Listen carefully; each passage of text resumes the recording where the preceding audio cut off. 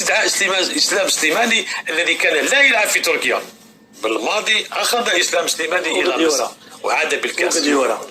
قديورة كذلك نيجي يعني نقطة. اكساس البارح ادليت بتصريح عمل ضجة في مواقع التواصل الاجتماعي، قلت بانه فيه لاعب في المنتخب الاول تم استدعاؤه بعد ضغط من مواقع التواصل الاجتماعي فيسبوك وهكذا لي بلاطو كذا منا بصح هذه حاجه لوجيك. علاه كذبت انايا؟ ما قلتلناش اسم اللاعب. لا ما نقولش اسم اللاعب، ما نقولش اسم اللاعب.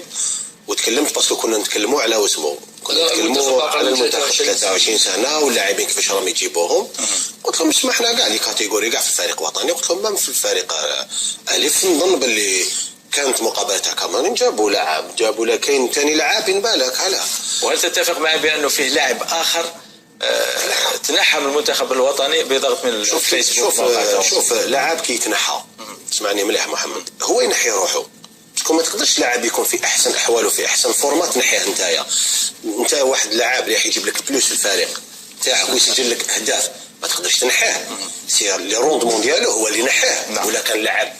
باسكو شوف اولا كثير عباد. شوف اولا عندما نتحدث على تاثير مواقع التواصل الاجتماعي على تنقيه اللاعبين وعلى فرض بعض اللاعبين في سواء النوادي او المنتخبات الشبانيه، انا استثني المنتخب الاول لشيء سوى لان هذا الناخب يعني لكي نتجنب التناقض.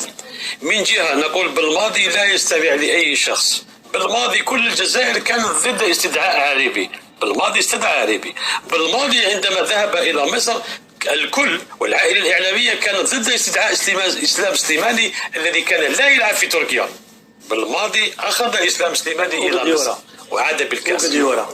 قديورة كذلك نيجي يعني نقطة بنقطة. قديورة أيضا الكل كان ضد عودة قديورة لأنه لم يكن يقدم ذلك المستوى الذي أظهره مع بالماضي. قدم أحسن.